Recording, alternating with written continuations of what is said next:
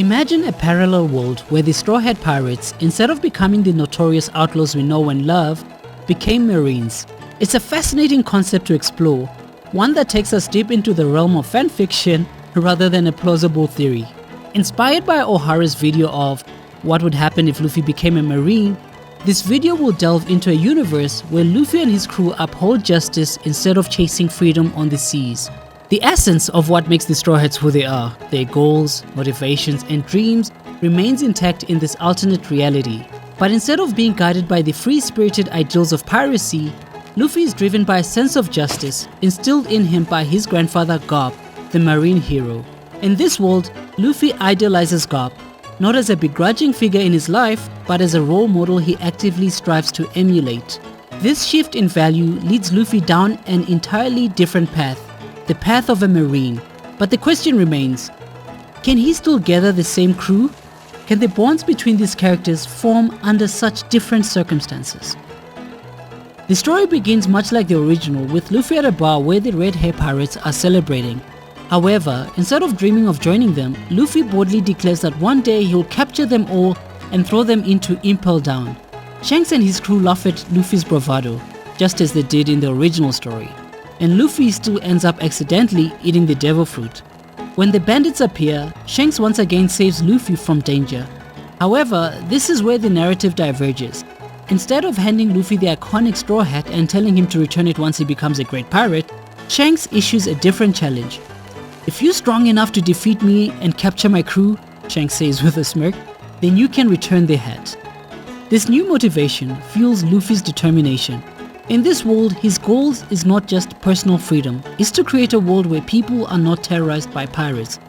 If Shanks, the man who saved his life, is the strongest pirate he knows, then defeating Shanks becomes the ultimate proof that no pirate can stand in his way. His desire to bring peace to the seas drives him forward. In this version of events, Luffy would be even stronger. Having spent more time training under Garp, he would be more disciplined and strategic, forced to balance the ideals of justice with the strength he needs to bring them to life. Yet despite his increased strength and focus, the core of Luffy's character, the relentless drive to protect others and his unwavering loyalty to his friends, remains the same. The journey is familiar, but the stakes are different. Luffy's world is one where justice takes precedence over freedom, and the result is a fascinating reimagining of the Straw Hat crew.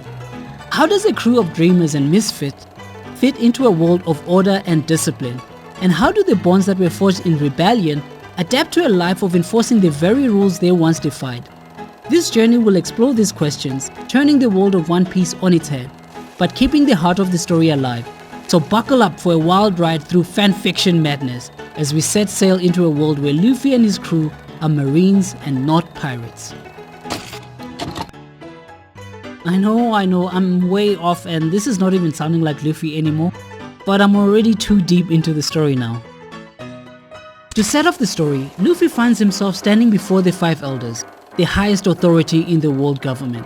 Unlike other Marines, Luffy isn't there to follow orders blindly. He's there with a bold proposition, one that could change the course of history. Luffy argues that as long as the legendary treasure, the One Piece, remains out there, pirates will continue to wreak havoc across the seas, driven by dreams of finding it. Why wait for the pirates to find it? Luffy asks them. We should find it first. If the Marines get the One Piece, we can crush the dreams of pirates everywhere and stop them before they cause more chaos. The Five Elders are taken aback by Luffy's audacity. It's a radical idea, one that flies in the face of the Marines' traditional approach to piracy. Yet, they see the logic in it. Still, their hesitation is palpable. They can't simply allow a loose cannon like Luffy to pursue such a sensitive mission unchecked. After a tense deliberation, they tell Luffy they will consider his proposal and get back to him. Unbeknownst to Luffy, the Five Elders immediately bring this matter to Imu, the mysterious figure who secretly controls the world government. When they present Luffy's plan, Imu listens carefully. While the idea of the Marines obtaining the One Piece is risky, it also presents an opportunity. If Luffy succeeds, they could secure the treasure for the world government. If he fails or becomes too powerful, they can eliminate him before he poses a threat. Imu gives the order, approve the mission, but keep Luffy on a tight leash. Returning to Luffy, the 5 elders reluctantly agree to let him proceed with his plan, but there are conditions. This mission must be carried out in absolute secrecy. Only the 5 elders, Emu and the fleet admiral will know the true nature of his quest. Any trace of this mission reaching the public, or even the lower ranks of the Marines, could cause chaos. Furthermore, Luffy is given the authority to recruit his own crew, with the power to induct anyone he deems fit into the Marines, bypassing the usual bureaucratic processes. It's an unprecedented level of freedom, but also a dangerous gamble for both sides. Luffy, undeterred by the weight of this responsibility, sets out on his mission with a clear goal in mind: to find the One Piece before any pirate can, and to gather the strongest crew possible to help him achieve this. His journey begins in a familiar way, much like the canon storyline, with Luffy drifting on the sea until he encounters Kobe aboard Alvida's ship. When Luffy saves Kobe from the clutches of the pirate Alvida, Kobe is inspired by the young marine's strength and determination. In this version, their bonds forms much like it does in the original timeline, with Kobe sharing his dream of becoming a marine. However, instead of immediately bringing Kobe into his crew, Luffy encourages him to train and grow stronger. "When you're ready," Luffy tells him, "join me on my journey to find the One Piece before the pirates do." This promise ignites a fire in Kobe, and he dedicates himself to becoming strong enough to one day join Luffy's elite team. On this quest to find Luffy's crew, I'm not going to focus much on how the story takes shape, but more so on how I think Luffy would recruit each of the Straw Hats. Otherwise, it will turn into a whole story, which I'm not opposed to. If you would like me to do more episodes like these, then please let me know in the comments. Luffy's first challenge in assembling his marine crew would be convincing Zoro to join. Unlike in the original timeline, where Zoro is motivated to follow his own path of becoming the world's strongest swordsman, joining the Marines would represent a much more significant shift in his principles. Luffy's initial approach might be straightforward, suggesting, "You should join my crew." Zoro, being the fiercely independent swordman he is, would scoff at the idea and respond with something like, "Are you kidding me? Why would I become a marine dog?" For Zoro, the Marines represent authority, something he has little respect for, and the idea of being part of an organization that enforces rules would seem counter to his ideals of personal freedom and honor. Luffy, however, isn't deterred by Zoro's resistance. He understands Zoro's disdain for pirates and the idea of aligning their goals. Luffy might say, "You hunt pirates and I hunt pirates. Why don't we do it together?" But Zoro's code of honor and loyalty to his own ambitions would make this far from an easy sale. It would take more than a simple argument to convince Zoro. Luffy would have to prove that this isn't just another mission for the Marines, but a personal quest with a deeper meaning. When Luffy discovers Zoro's dream of becoming the world's greatest swordsman, he knows he's found the key to earning Zoro's respect. He could offer Zoro the opportunity to face powerful opponents, pirates that would make the ones that Zoro has fought look like child's play. He might even dangle the promise of encountering Mihawk, the strongest swordsman in the world, as a Marine. Moreover, Luffy could assure Zoro's access to marine resources such as elite swordsmen and powerful trainers, which would only sharpen his skills further. Luffy's vision of cleaning up the corrupt elements within the Marines would also appeal to Zoro's sense of justice. Zoro may not be interested in becoming a marine dog, but he could be swayed by Luffy's commitments to dismantling the system from within. Luffy would explain, "I'm not like the rest of them. I'm going to rid the world of corrupt Marines just like we're going to take down the pirates." This vision of justice would resonate with Zoro's strong moral code, showing that Luffy wasn't just another Marine, but someone willing to challenge the very system he was a part of. In the end, Zoro wouldn't join Luffy out of loyalty to the Marines, but because he sees something in Luffy, an unshakable determination and a willingness to fight for his ideals, even if it means going against the Marines themselves. Zoro would still have his reservations and wouldn't consider himself a full-fledged Marine, but he'd agree to join Luffy's crew to see if Luffy is the real deal, testing whether this Marine captain is truly worthy of his trust. Convincing Nami to join Luffy's Marine crew would be a complex and emotionally charged process, given her deep-seated mistrust of both pirates and the Marines. Nami's experience with pirates, in particular Arlong, has left her with a strong hatred for them. However, this also extends to the Marines as well, having seen firsthand how corrupt they can be. For Nami, both groups represents different sides of the same oppressive system, making her recruitment into Luffy's marine crew a challenging endeavor. In this alternate storyline, perhaps Luffy initially encounters Nami after capturing her during one of his missions. Nami, always resourceful, would immediately begin negotiating for her release. She'd be desperate to return to Kokoyashi village, knowing that her people still suffer under Arlong's tyranny. In an attempt to sway Luffy, she might even offer him some of her treasure, assuming that marines, like pirates, can be bought. Luffy, however, would be very irritated by the suggestion. "Do you really think that all the marines are corrupt?" he'd ask, offended that Nami would lump him with the very people he despises. This would strike a nerve with Nami. Her distrust of authority runs deep, and she'd likely respond with frustration, saying, "I hate pirates and I hate marines. You're all the same." For Nami, the distinction between pirates and corrupt marines is blurred. Both represent forces that prey on the weak, and neither group has ever helped her or her village. This conversation would lead to a tense exchange. Luffy, realizing the depths of Nami's trauma, wouldn't dismiss her anger. Instead, he'd ask her a pointed question. "Have you really met all the marines to come to that conclusion?" Luffy's words would challenge Nami's worldview, but they would also remind her of the harsh reality that she's faced. She'd fire back emotionally, recalling how the marines failed her village when the Arlong pirates took control. "Where were the marines when Arlong came to Kokoyashi? When he pillaged my village and enslaved us?" This moment would be pivotal. Luffy, moved by Nami's pain and understanding her deep mistrust, wouldn't try to argue with her feelings. Instead, he'd make a promise. "I hate pirates too," he'd say, his voice firm, "and I hate marines who do shady deals with them. But I'm not like them. Put your faith in me.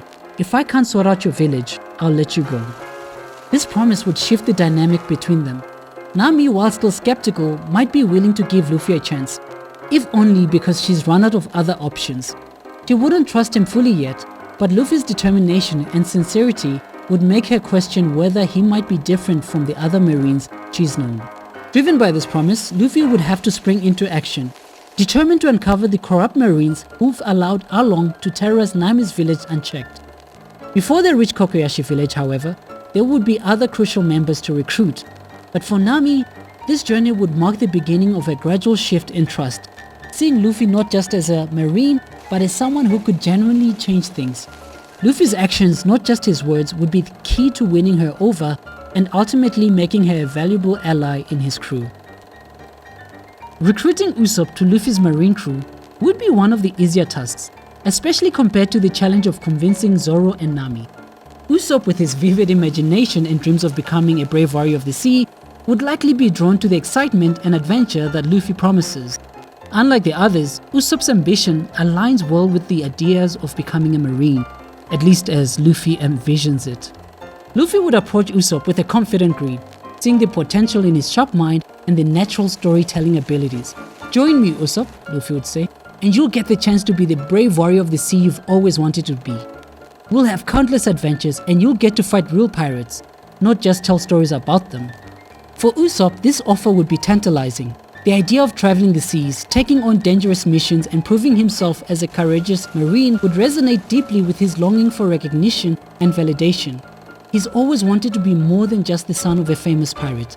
He wants to forge his own legacy.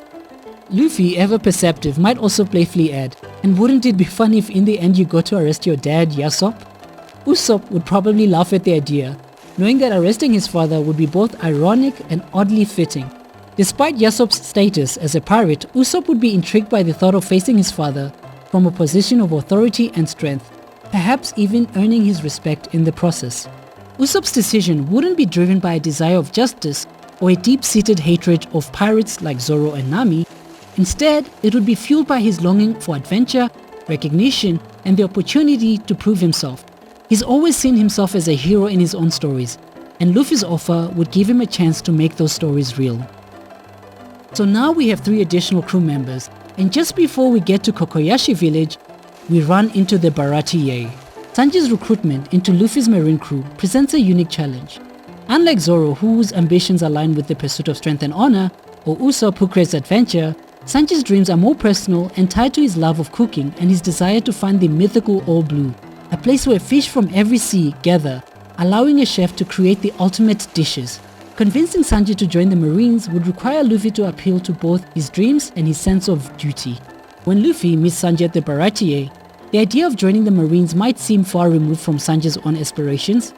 Sanji's loyalty to Zeph and the restaurant, as well as his hatred for the idea of being constrained by Marine rules, would make him resistant to the notion of becoming a Marine. Luffy, however, wouldn't be deterred by Sanji's initial reluctance. He knows that Sanji's dream of finding the All Blue is the key to convincing him. Luffy might approach Sanji with a bold and honest speech. "I'm not asking you to give up on your dream," Luffy would say. "In fact, the journey we're going on could lead you straight to the All Blue. We'll be searching the Grand Line, and there's no better place to finding something as legendary as the All Blue." Sanji, while intrigued by the possibility, would likely remain skeptical. After all, the Marines represent authority and structure, things Sanji has never had much respect for. He might respond with, "And why would a Marine help me find the All Blue? Your job is to catch pirates, not search for dreams." Luffy, with his usual unwavering confidence, would counter, "I'm not like other Marines. I'm not just looking to capture pirates. I'm looking to change the world. I want to create a place where people can be free and safe, where no one has to suffer because of corrupt Marines or evil pirates, and I need people like you to help me do it." This would resonate with Sanji's own values. Despite his rough exterior, Sanji has a deep sense of compassion and justice, especially when it comes to protecting the weak. The idea of joining a crew that aims to fight both pirates and corrupt Marines might not align perfectly with his dreams, but it would appeal to his desire to protect others. Luffy's mission would also offer Sanji a chance to travel the seas, explore new places, and seek out the All Blue, all while making a difference. Though Sanji would be conflicted, the combination of pursuing his dream while also fighting for a greater cause might be enough to sway him. Eventually, Sanji's decision to join Luffy wouldn't be just about the All Blue. It would be about finding a way to protect the people he cares about while still holding on to his own ambitions. Joining Luffy's Marine crew would give him the opportunity to do both, making the choice less about an allegiance to the Marines and more about an allegiance to the people and ideals he values. From here, they would go to beat Arlong and his fishmen, but also expose the corrupt Marines that have been running the place, and put a system in place that would assure nothing like that ever happens again in that village. Luffy would make an example out of Nezumi. Recruiting Chopper to Luffy's Marine crew would be a bit more straightforward than some of the others, yet still deeply tied to Chopper's personal desires and dreams. Chopper, who has always yearned to be accepted, despite being a reindeer with a human mind and body, would find in Luffy someone who doesn't judge him for his appearance but values him for who he is. Luffy's mission to create a world where people are free and safe would naturally resonate with Chopper's compassionate heart, especially given his dream of becoming a great doctor who can heal anyone regardless of species. When Luffy first encounters Chopper on Drum Island, it's clear that Chopper has a fear of humans, due to the way he's been treated in the past.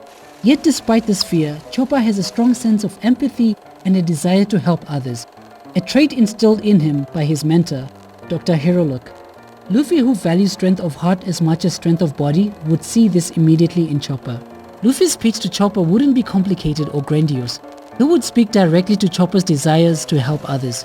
"Join my crew, Chopper," Luffy would say with his usual simplicity. "I'm going to create a world where people are free and safe, and I need a great doctor like you to help me make that happen." For Chopper, this offer would hold tremendous weight. His whole life has been about learning medicine to help people, and Luffy's vision aligns perfectly with that. The opportunity to travel the seas and use his medical knowledge to heal people everywhere would appeal to Chopper's deep sense of duty as a doctor. Luffy might also highlight the practical advantages of joining the Marines. "By joining me," Luffy would continue, "you will have access to the best medical facilities and resources. You will be able to learn from other doctors, study new medicines, and help so many people on our journey." This would be an important point for Chopper. The chance to expand his medical knowledge and have access to more resources would be a huge draw, especially since his ultimate dream is to become a doctor who can cure any illness. The Marines, with their global presence, would provide him with the tools and opportunity to advance his skills far beyond what he could achieve on Drum Island alone. Chopper's natural kindness, combined with his desire to make a positive impact, would make him receptive to Luffy's offer. The idea of joining a crew that fights not only for justice, but for a world where people are free from fear and suffering, would resonate deeply with him. Luffy's crew would represent a family, a place where Chopper could belong while also pursuing his dreams. Recruiting Nico Robin into Luffy's crew would be one of the most challenging tasks, given her history with the world government and the Marines. Robin, who has been branded as a criminal since childhood, spent most of her life on the run from the very institution Luffy now represents. The Marines are directly responsible for the destruction of her home and the death of her mother, so convincing her to join them would require Luffy to do more than just make promises. He would have to fundamentally reshape her understanding of what his crew stands for. When Luffy first encounters Robin, she's deeply distrustful of anyone associated with authority, especially the Marines. Her trauma runs deep, and for good reason. She's been hunted relentlessly, and every attempt to trust someone in power has only led to betrayal. Robin's motivations aren't driven by dreams of adventure or power, but by survival and a burning desire to uncover the truth behind the lost history of the Void Century, the very knowledge that made her a target in the first place. Luffy wouldn't approach Robin the same way he would the others. He wouldn't try to convince her with talk of justice or dreams. Instead, Luffy would address the core of her trauma, the need for safety, trust, and freedom to pursue her own goals without fear. "I'm really not like the other Marines," Luffy would tell her. "I don't care about their rules or their past. I'm here to create something new. You've been running your whole life, but with me, you won't have to run anymore." Robin would be skeptical, of course. Luffy's offer sounds idealistic, almost naive, given what she knows about the world. She might respond with, "You don't know what you're up against. The Marines and the world government aren't something you can just change. They destroy anyone who tries." Luffy, in his usual straightforward manner, would reply, "I'm not here to change them. I'm here to make the world where people like you don't have to be afraid anymore. You can keep looking for your answers and no one will get in your way, not while I'm around." What sets Luffy apart is his unshakable belief in his friends and his willingness to stand against anyone, even the institution he's supposed to represent, if it means protecting them. He wouldn't try to erase Robin's past or tell her to forgive the Marines for what they did. Instead, he would acknowledge her pain and promise her something no one else ever has. A future where she can pursue her research without fear, where she can live freely without constantly looking over her shoulder. "I can't change what happened to your village or your mom," Luffy would say, his tone serious for once. "But I can promise you this. No one will stop you from finding out the truth, and if anyone tries, I'll stop them." This promise would resonate deeply with Robin. It's not an empty assurance of safety, but a genuine offer to protect her freedom to seek the knowledge that the world has tried to bury. Luffy wouldn't pressure her to become a Marine, in a traditional sense. Instead, he would offer her a place in his crew, where she could be herself without the weight of the world's expectations on her shoulders. Robin's decision wouldn't be easy. She would be conflicted, torn between her deep-seated mistrust for the Marines and the rare gleam of hope that Luffy offers. A chance to live without fear, to continue her research, and to be part of something that transcends the institutions that have wronged her. Robin wouldn't join Luffy's Marine crew because she suddenly believes in the Marines or forgives them for what they did. She would join because for the first time in her life, someone offered her a future where she could pursue her own path, free from the chains of her past. Luffy's crew wouldn't just be her allies, they would be her sanctuary, a place where she could belong without losing herself in the process. So there you have it, we have our first members of the crew. This is where I'll end the video. I know there is still Frankie, Brooke and Jinbei to discuss, but in terms of animating, it started getting too long and I had to start cutting out some stuff. But I'd be more than happy to do a part 2 if you guys would be interested in that. Let me know in the comments. If you made it this far, please consider subscribing if you haven't already and hit that like button to help with the channel. Thank you so much for watching and please watch more videos.